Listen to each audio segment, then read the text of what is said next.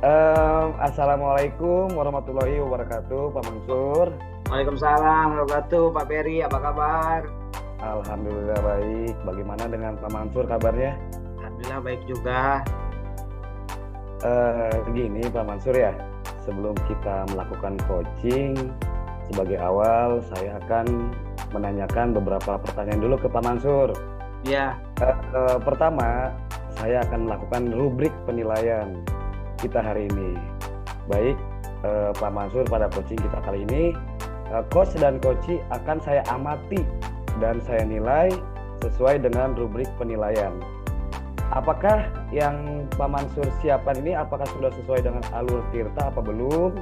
Kemudian bagaimana Pak Mansur memberikan pertanyaan-pertanyaan berbobot kepada coachee-nya dan bagaimana coachee tersebut merespon atau menanggapi pertanyaan dari coach-nya, dan jangan lupa yang telah disesuaikan dengan prinsip coaching, yaitu kemitraan, proses kreatif, dan memaksimalkan potensi. Pertanyaan pertama dari saya, kompetensi apa yang kira-kira Pak Mansur akan kembangkan pada coaching kita kali ini? Terima kasih Pak Ferry. Kompetensi yang akan saya kembangkan adalah kehadiran penuh, mendengarkan aktif, dan memberikan pertanyaan berbobot pada coachee. Kira-kira begitu. Oke, baik Pak Mansur. Tadi mendengarkan aktif, kehadiran penuh, sama pertanyaan berbobot ya. Ya. Lalu pertanyaan yang kedua, kira-kira kompetensi mana yang tadi Pak Mansur sudah sebutkan yang akan Bapak Mansur kembangkan secara spesifik nih? Oh gitu. Ya, kompetensi yang akan kembangkan secara spesifik oleh saya yaitu mendengarkan aktif dan memberikan pertanyaan berbobot. Kira begitu. Oke, baik. Jadi dua kompetensi tadi ya. Ya. Lalu pertanyaan terakhir dari saya, kira-kira indikator yang bagaimana yang diinginkan sama Pak Mansur dalam proses coaching hari ini?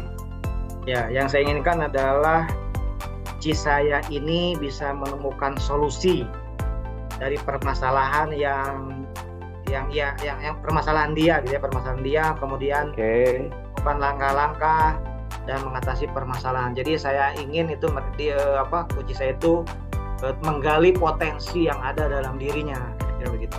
Oke, baik. Wah, luar biasa ya.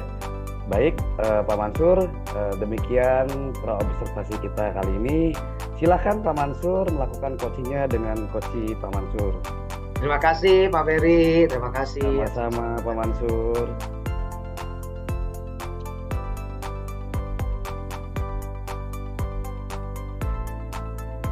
Oke, Bu Al hadir? Siap, Bapak. Assalamualaikum Bu Al. Waalaikumsalam. Apa kabar? Alhamdulillah baik. Saya dengar Ibu tadi mau menceritakan sesuatu pada saya. Kira-kira mau cerita apa nih? Iya, saya mau cerita Pak. Gini nih Pak, dalam pembelajaran kadang ada beberapa anak yang tidak mau memperhatikan ketika pembelajaran di kelas. Oh, jadi Bu Al punya masalah ketika mengajar di kelas. Ada beberapa anak yang kurang fokus gitu ya dalam pelajaran. Iya, betul. Gitu ya. Iya. Lalu apa yang ingin Ibu harapkan dari proses pembelajaran itu gitu? Jadi anak-anak itu pengennya seperti apa sih? Saya ingin murid itu bisa tetap fokus memperhatikan pembelajaran selama kegiatan belajar mengajar berlangsung. Oh itu, jadi Ibu ingin anak-anak itu fokus gitu ya selama pembelajaran. Ini kelas 1 ya? Iya. Kelas 1 ya Ibu? Kelas 1 Pak. Luar biasa. Luar biasa. Jadi tapi biasanya ketika Ibu melakukan pembelajaran selama ini di kelas, kira-kira gitu ya? Iya.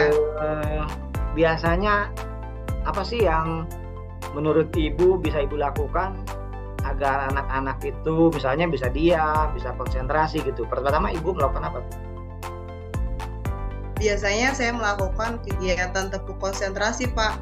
Misalkan gini, tepuk konsentrasi, tepuk 1, gitu 2, gitu biasanya Pak. Tapi biasanya itu bersifat sementara doang Pak. Hanya saat saya mencoba menenangkan lagi, mereka fokusnya kembali lagi untuk duduk di kursi masing-masing. Setelah duduk di kursi masing-masing tuh udah tuh semuanya ya. Iya. Nah, namun pas saat ngelanjutin pembelajaran, mulai lagi dia nggak fokus lagi, Oh, mulai nggak fokus lagi dalam pembelajaran.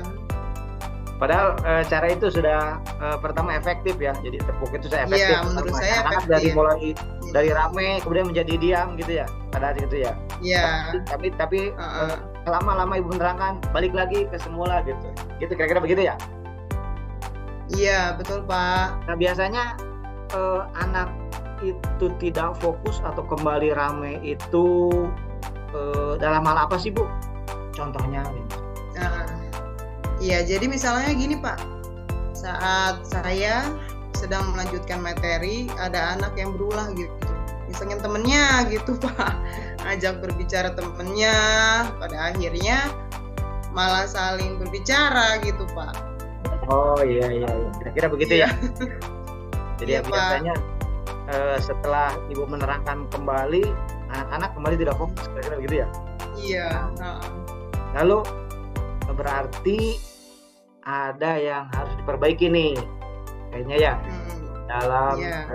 dalam pembelajaran ya. Menurut ibu kira-kira apa sih yang ini pengalaman ibu udah lama nih kelas 1 nih. Kira-kira Iya. kalau ingin anak tetap fokus gitu selama pembelajaran dari awal sampai akhir misalnya begitu. Kira-kira apa sih Bu yang bisa ibu perbaiki lah gitu ya? Kayaknya pembelajarannya deh Pak, pembelajarannya ataupun cara saya ngajarnya kayaknya kurang menarik deh bagi anak-anak saya mungkin ya Pak ya. Iya.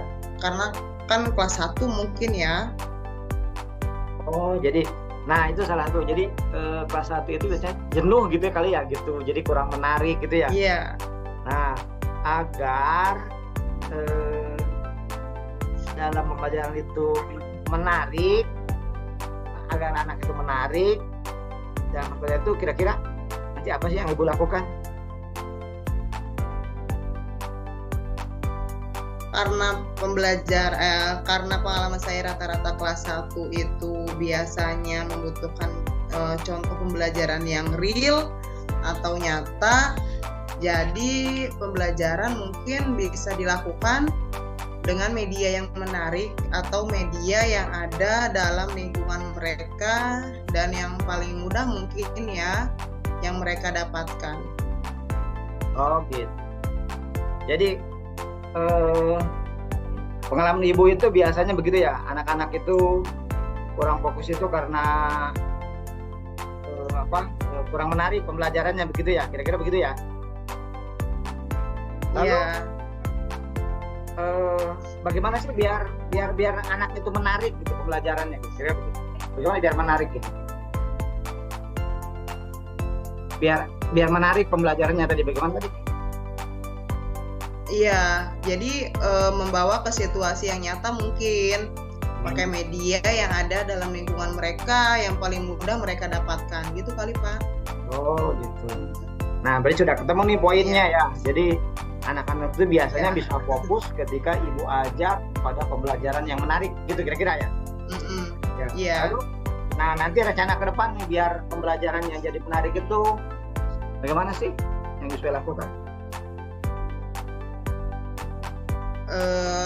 Ya tadi nyituin media-media yang menarik aja. Mungkin dalam ini saya bisa membantu atau wali murid kali Pak ya buat membantu saya. Oh iya, ibu butuh bantuan orang lain kayak gitu ya. Nah siapa yang bisa bantu tuh biar menarik tuh pelajarannya? Siapa yang bisa membantu ibu tuh? Iya, yang bisa membantu saya biasanya wali murid sih Pak. Kalau kelas 1 banyak wali murid, nah mungkin itu bisa membantu saya menyediakan media pembelajaran yang dibutuhkan anak-anak. Oh iya ya, jadi kalau disuruh bawa apa-apa dia sudah tahu gitu ya. Wali muridnya kira-kira begitu ya. Iya Udah Pak. ketemu tuh permasalahannya. Jadi untuk mengantisipasi kejenuhan anak dalam belajar itu, ibu akan membuat pembelajaran yang menarik. Contohnya adalah membuat pelajaran real. Misalnya tadi pelajaran di kotil, berarti ibu nanti membawa anak-anak suruh bawa buah-buahan yang ada bijinya, kayak kira begitu ya Bu ya. Iya. Oke, sip. Udah ketemu tuh solusinya. Berarti jadi nanti ibu bisa merubah pembelajaran yang lebih menarik pada anak. Oke, saya kira itu poinnya. Saya tidak sabar nanti ibu akan memperhatikan pelajaran itu besok-besok kepada anak-anaknya ya. Oke, terima kasih Bu Al.